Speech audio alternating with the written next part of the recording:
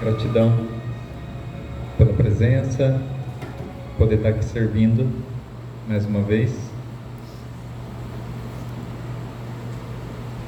E hoje eu estou aqui trazendo um tema. Eu queria falar sobre o sentido espiritual das crises. Crises de todo tipo, né? Toda natureza de crises.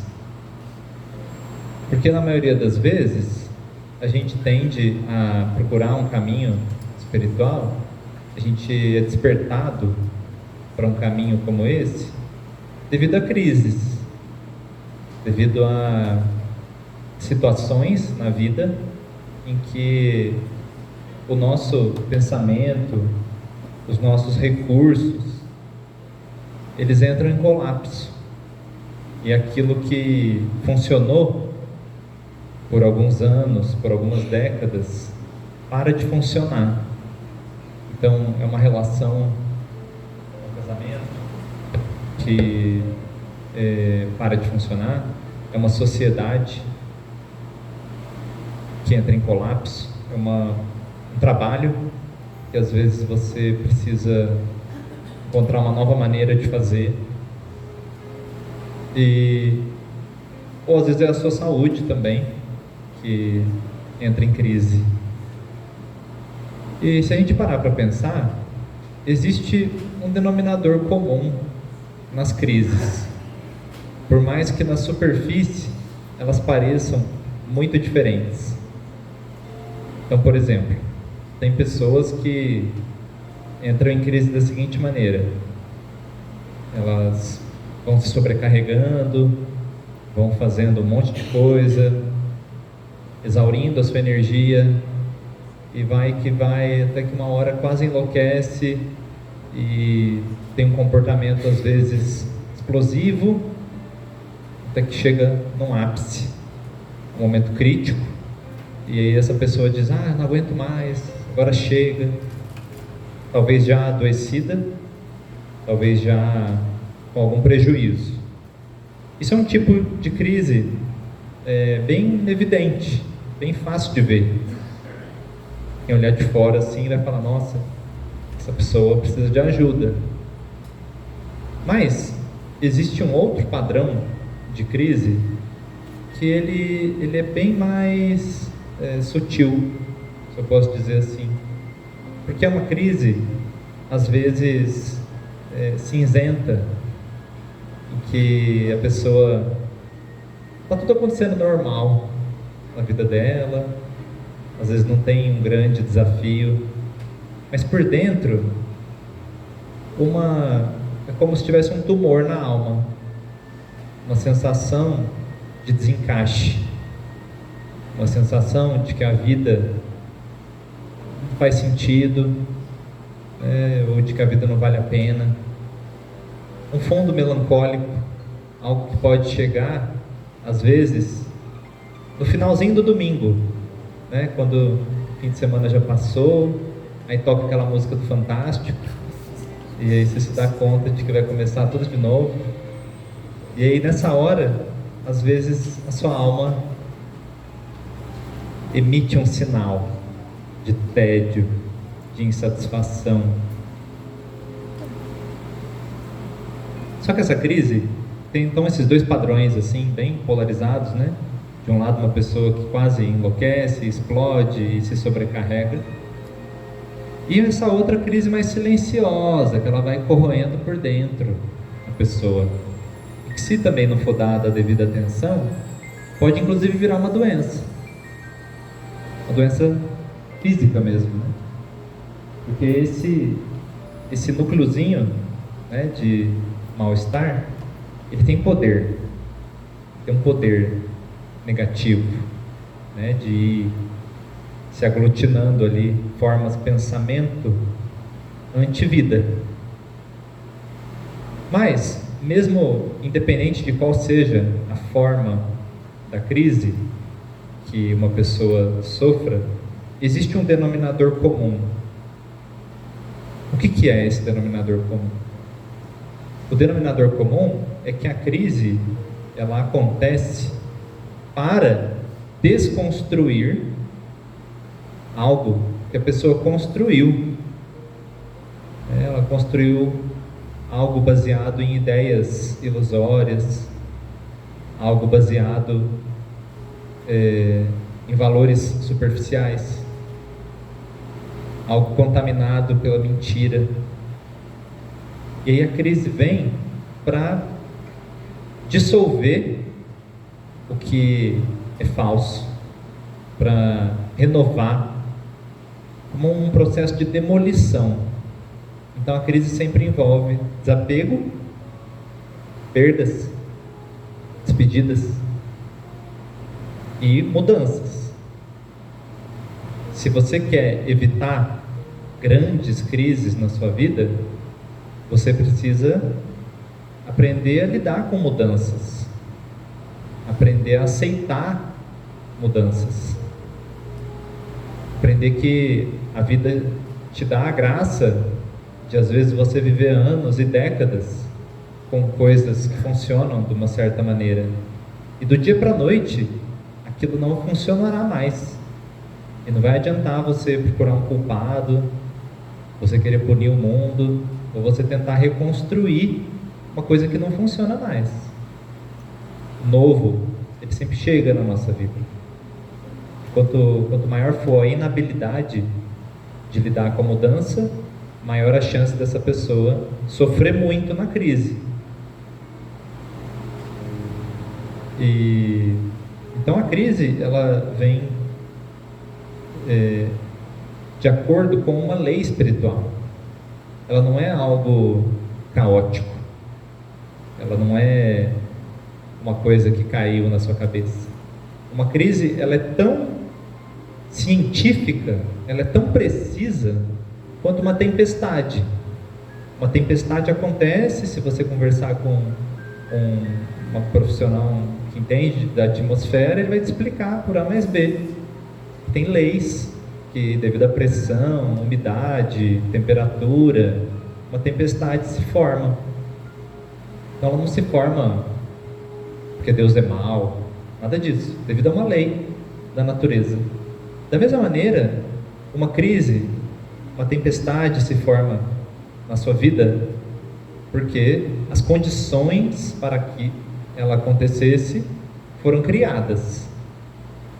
E um aspecto da compreensão do porquê, por que a crise é necessária, é porque não tem uma outra maneira de dissolver as criações negativas dos nossos pensamentos, palavras, sentimentos e ações. Não tem outra maneira de dissolver isso se não fosse através de uma tempestade.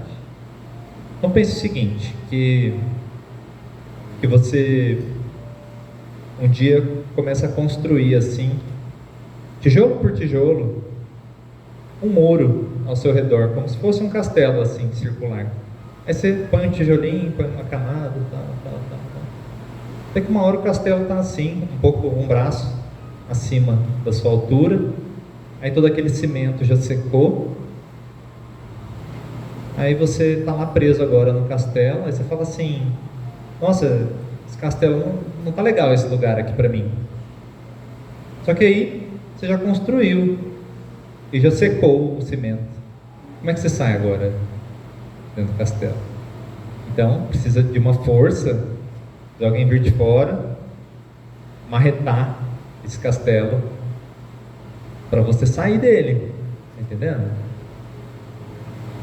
Essa é uma analogia perfeita do que uma crise representa.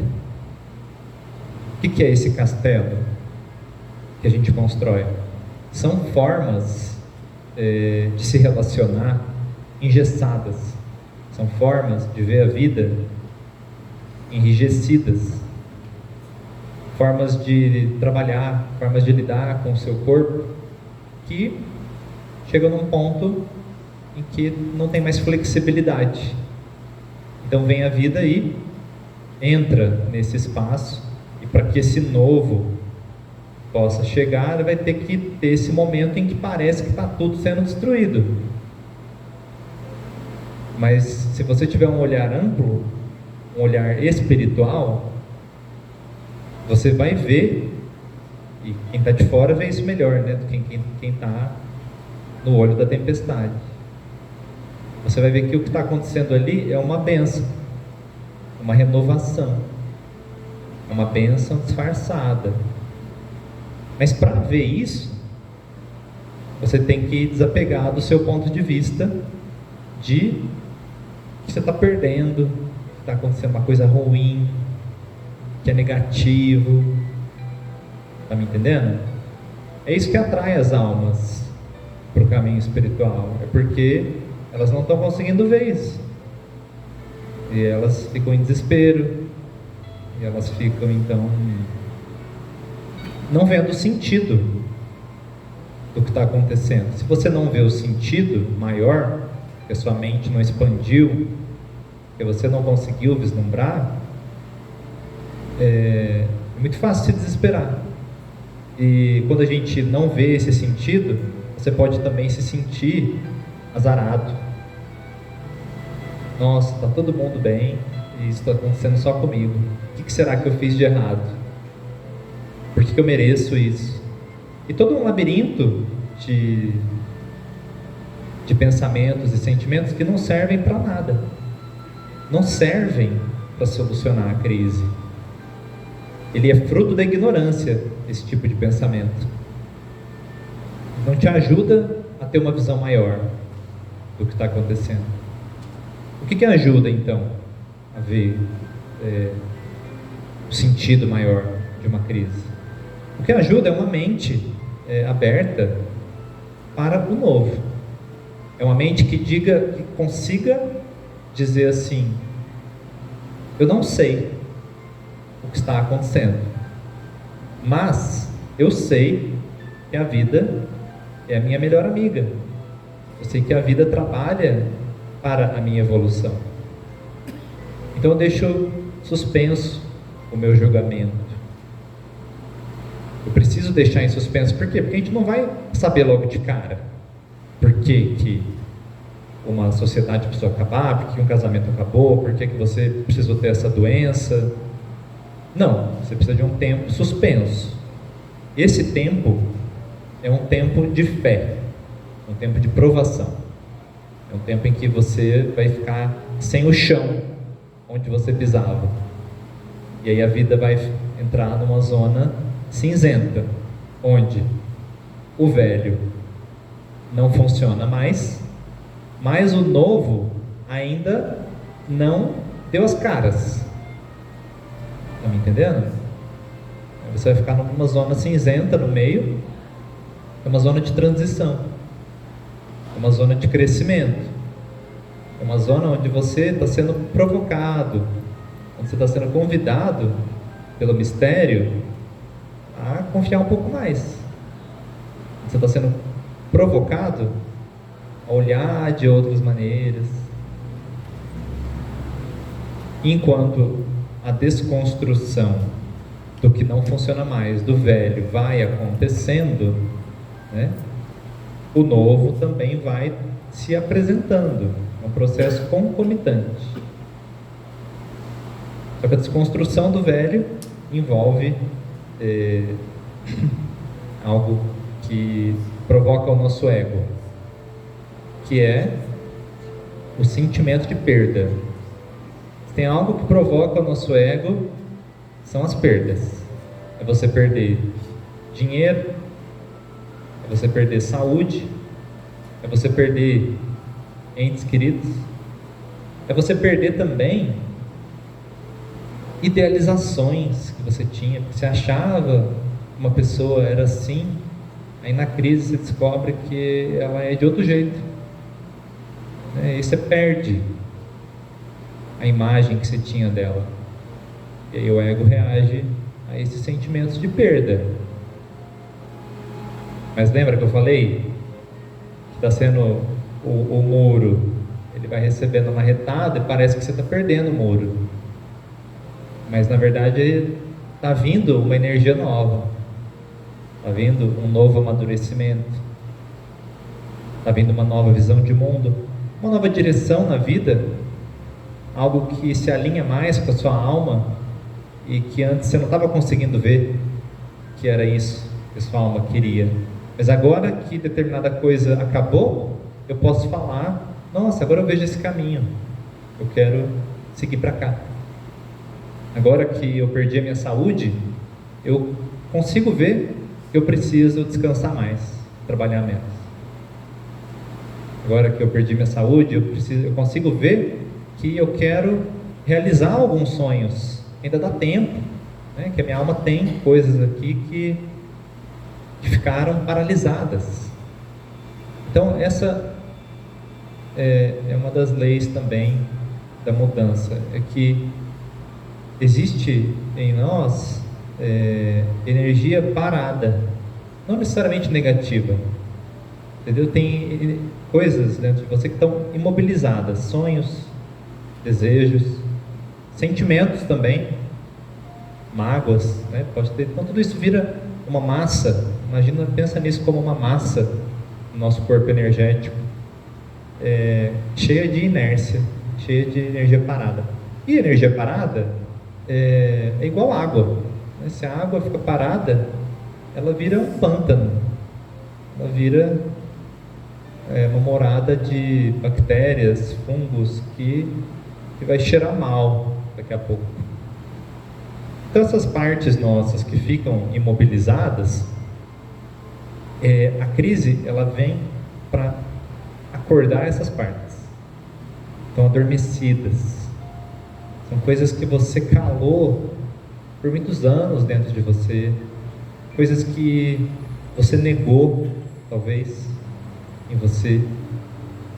E aí vem a crise provocando a vida dessas partes, dizendo assim: olha, isso aqui existe dentro de você, vamos fazer algo com isso? O que nós vamos fazer com isso? E é interessante, eu como psicólogo, quando eu vejo meus pacientes passar por isso, como tem áreas da nossa vida que às vezes você vai conversar com uma pessoa, você vai ver que tem uma área da vida dela que nunca teve crise. Você vai ver naquela área ali, naquela área a pessoa é aberta à mudança. Às vezes no trabalho tudo só evolui, só cresce e prospera para aquela pessoa. Você vai ver o comportamento dela, ela é aberta, ela aceita a mudança, ela é flexível. Aí você vê uma outra área da vida dela, talvez um relacionamento amoroso, e aí ele é cheio de crise. Aí você vai ver que tem enrijecimentos naquela área. Então as crises no ser humano, elas são setorizadas. Às vezes você pode entrar em crise em mais de uma área da vida, porque uma acaba contaminando a outra. Mas você vai ver que tem áreas que muitas vezes não são contaminadas pela crise, porque ali a pessoa tem maturidade para suportar a mudança, né? Só que se a gente tiver essa visão de que a crise ela tem essa função espiritual, né, de que uma tempestade ela vem lavar a atmosfera e vem fertilizar o solo, né? Isso que uma tempestade faz. Mas se a nossa visão está fechada, se você não está vislumbrando a vida dessa maneira, você pode criar um sofrimento desnecessário no momento da crise. E a gente cria esse sofrimento desnecessário por acreditar que a crise é algo contra nós. Porque como envolve despedidas,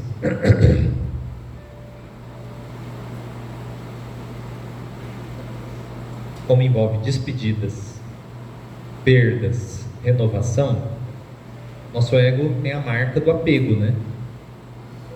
Eu conquistei isso, eu quero que seja para sempre assim. Então a hora que vem a vida te obriga a soltar algo, de agarrar mais ainda aquele algo. A tempestade aumenta, né? Você está fazendo uma força contrária. E isso pode durar muito tempo. As pessoas podem sofrer de forma desnecessária na hora da crise. Tem um sofrimento que talvez seja inevitável, uma parcela só, que ali não tem jeito. A hora que você soltar vai doer um pouquinho, né? Mas dá para virar uma coisa gigantesca se você continuar achando que é um azar, se você continuar achando que a vida está contra você, se isso continuar alimentando essa ideia de que você está sofrendo por conta de um Deus que está te castigando. Então a gente tem que se livrar dessa ideia. E aceitar de todo o coração, assim, perder. Aceitar perder. Aceitar quando ganha, quando vem bênçãos na sua direção. Mas também aceitar que deixar ir, nem é tão bom usar essa palavra perda, é que a perda é do ponto de vista do ego, mas seria melhor a expressão deixar ir. Porque as coisas são emprestadas para a gente, tudo passa pela gente durante uma encarnação, mas nada é para ficar. Então é uma bênção quando chega, é uma bênção deixar ir. Você já não se sentiu abençoado quando você pode dar aquela limpa, né, no guarda-roupa, e aí abre aquele espaço, né, na gaveta, e as coisas se organizam, parece até que a gente enxerga melhor, dá uma renovação. Então o que aconteceu? Você perdeu um monte de coisa, você pode olhar dessa forma, né? Você deu, mas se você olhar do ponto de vista só do ego, você perdeu aquele sapato que você gostou tanto, aquela blusa, não sei o que lá. Mas não, você deixou ir, você se alinhou ao fluxo. E essa mentalidade de poder, então, enxergar a crise dessa maneira, ela é a chave, né, para você reconhecer um sentido no que está acontecendo. O ser humano se desespera porque ele não vê um sentido. E se você encontrar um sentido, você vai parar de fugir, vai parar de ter medo do processo e vai falar, bom, se é para entrar na máquina de lavar, então bota para centrifugar e vai lavar, né? Então quando essas explosões, essas erupções acontecem na nossa vida,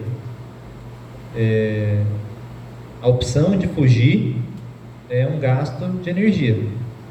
Também é uma possível resposta que as pessoas podem dar para a crise. Quantas vezes a gente vê aí, a gente faz bobagem e é descoberto e a pessoa sai correndo, não quer lidar com as consequências. Então há que se ter uma disposição, assim, eu quero lidar com todas as consequências das minhas escolhas. Eu quero lidar com o impacto das minhas novas escolhas, o impacto das escolhas que eu fiz no passado. Eu preciso estar disposto a lidar com essas consequências. Porque aí pode surgir uma dúvida assim, bom, mas será que é possível crescer espiritualmente sem crises? É possível minimizar e muito as crises se você voluntariamente olhar para as perturbações quando elas estão ainda numa manifestação como se fosse o início, a semente da perturbação. Porque muitas pessoas perdem a saúde, perdem patrimônio, perdem casamentos, porque só vão querer lidar com os problemas quando já virou uma coisa gigantesca, quando até o vizinho já sabe o problema. Aí pode ser tarde demais. Mas se você lida com a perturbação no início, é igual a um câncer. Se você pegar ele no início, dá bem menos trabalho do que um câncer avançado, que vai entrando, né, nas nossas células, nos órgãos, criando raízes. Então, para aqueles que não estão aqui necessariamente numa crise, essa nutrição espiritual, ela vem reforçar esse movimento. Ela vem reforçar de que, se você tirar uma erva daninha no início, seu jardim vai ficar bom. Se demorar, pode ser que ela acabe com a árvore, né? Um parasita destrua o jardim por completo. Então é um treino de honestidade. Quando a gente vem aqui, a gente tem a oportunidade de se interiorizar, ou você na sua casa, no seu altar, você tem a chance de ficar em silêncio, fazer uma oração. É para encontrar isso, para ver sementes de perturbação que podem ser neutralizadas com o antídoto correto, com conhecimento, sabedoria, compaixão, verdade, amor próprio, autocuidado, boa vontade, disciplina espiritual. Ou se a gente tiver esse valor em primeiro lugar, né, esse autoconfrontamento, essa honestidade, as crises vão ser bem mais suaves. Talvez elas nem aconteçam a ponto da gente chamar isso de crise. Você vai simplesmente recebendo toques da vida, aparando as imperfeições, colocando ordem aonde iniciou-se uma bagunça, não deixando que medos, mentiras e orgulho ganhem espaço na sua vida. Eu me lembro, eu venho de uma família brigona, né? Então na minha família, minha mãe e os meus tios, eles brigavam. E uma vez a minha mãe brigou com meu tio e ficou 2 anos sem falar com ele. E depois de um tempo ela já nem lembrava mais o que era briga, mas não estava falando com ele. Então o orgulho é assim. Você vira a cara, porque hoje você está com raiva e a pessoa fez isso e aquilo, nunca mais vou falar com aquela pessoa. Aí amanhã você mesmo vai se sentir besta de ter deixado tanto tempo, de ter deixado isso ficar tão grande, né, na sua vida, a ponto de você depois nem lembrar bem por que isso se deu. Então isso vale para o orgulho, isso vale para o medo e também vale para as mentiras. Podem durar pouco, podem virar um grande tumor nas nossas vidas. Quando a gente vem aqui num espaço como esse, de consciência, eu sempre gosto de vir aqui porque, além de eu me desafiar a falar de um tema novo, eu recebo muito energeticamente. Basta sentar ali, ainda nem começou ainda a meditação, mas a energia já chegou, ela já começa a fluir nesse salão. E esse momento de consciência, você é infundido pela luz. A luz entra em você, pode acalmar, relaxar. Você também pode perceber mais alguma coisa que está incomodando. Não é que está acontecendo algo errado com você, é só que a tua percepção aumentou ao chegar aqui. E aí, essa percepção aumentada é como uma luz espiritual que está abrindo o olho para o que está dentro de você, está fazendo um autoexame do que está precisando de atenção. E depois você sai daqui com isso recebido e você vai para sua casa. E as pessoas que estão lá talvez não vieram aqui. Você vai chegar com isso lá, essa percepção um pouco aumentada. Então isso é o crescimento espiritual. Você vem, recebe um alimento, recebe uma luz de consciência. Isso promove uma transformação que implica numa responsabilidade. Você ficar mais consciente, você começa a ver melhor o que precisa de atenção, aonde é que está precisando de ajuda, né, de algum passo seu. E a espiritualidade trabalha através da nossa intuição. O próximo passo que você precisa dar está sempre claro. A espiritualidade deixa sempre claro o próximo passo. Você pode não saber os próximos 10 passos, mas o próximo passo, só o próximo passo, ele é sempre auto-evidente. Está sempre se apresentando na sua consciência. Basta você interiorizar, pedir por essa clareza, né, que ela se apresenta.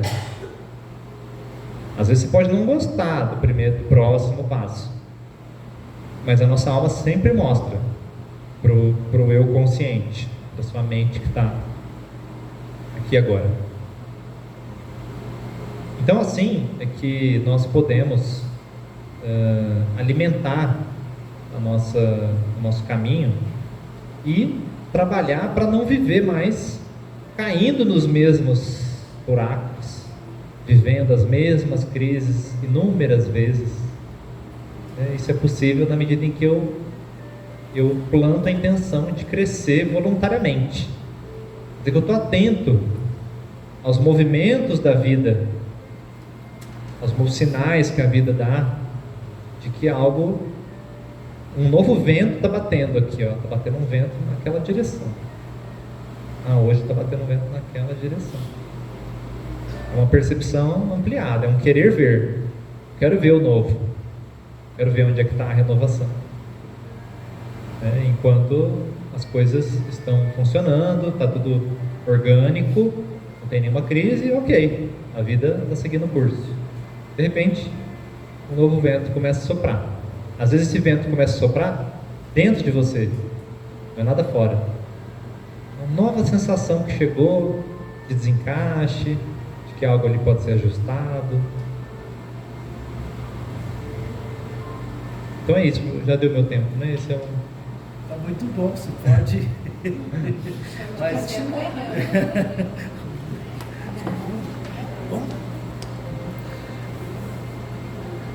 Bom, não sei se alguém quiser me fazer uma pergunta, eu posso até responder, mas...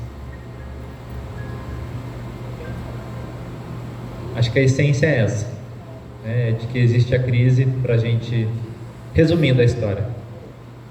A crise existe porque nós criamos coisas que se enrijecem com o tempo e a natureza vem renovar essa estrutura. Eu posso voluntariamente me curvar a essa tempestade e deixar ir o que ela está levando, ou eu posso bater o pé, fazer birra, culpar a Deus, culpar a esposa, culpar o vizinho, culpar a política, sei lá, e não olhar para o que realmente, o que está no alvo da crise. A crise, ela tem um alvo, ela vem, né, para acordar um ponto em você que está adormecido e que está na hora desse ponto acordar. Mas o que significa para cada um é muito específico. Para uma pessoa é cuidar mais de si mesmo, para uma outra é sair de um relacionamento, para uma outra é ir na direção de um relacionamento, para uma outra é uma mudança de carreira, para uma outra, enfim, cada um tem que enxergar, né? É muito específico dentro de si para onde essa crise aponta. E se você já teve uma experiência assim, você vai saber lembrar agora que depois que tudo passa e a transformação já se deu, então a crise já veio, a tempestade já aconteceu, você já foi transformado e agora ela está lá atrás no tempo, você olha para aquilo com gratidão.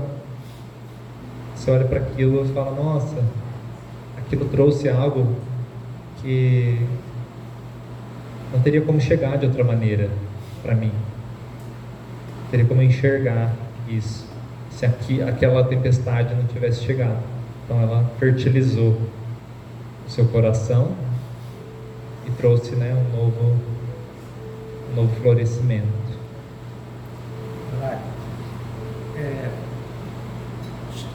Você deixou bem claro essa questão de que a percepção ela tem que ser individual, ela é você com você.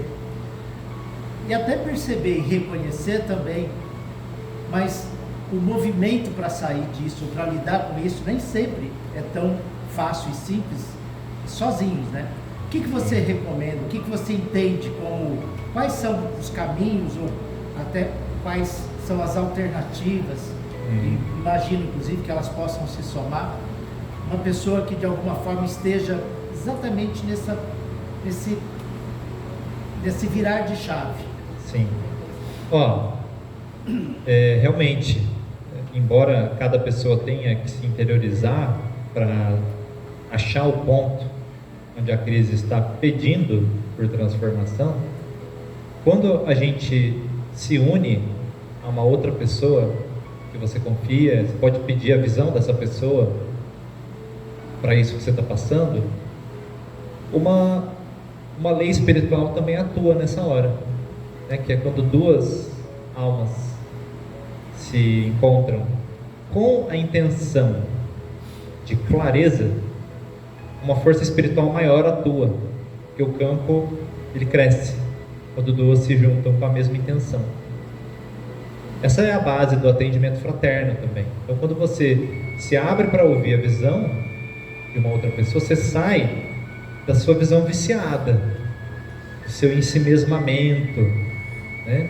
E a outra pessoa que está de fora, que não está na crise, puxa, ela pode ver muito mais do que você. Ela pode falar, olha, tem isso, tem aquilo. Ela pode trazer algo da experiência dela.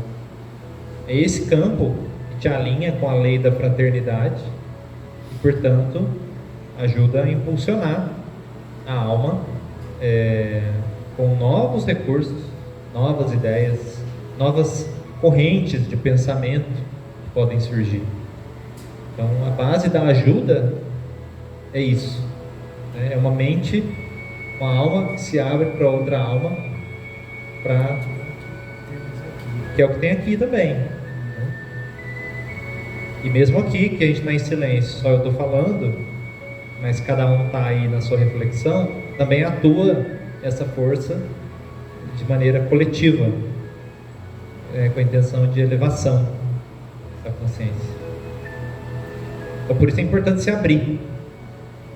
Você tem que se abrir. Para pedir ajuda, você tem que se abrir em algum nível.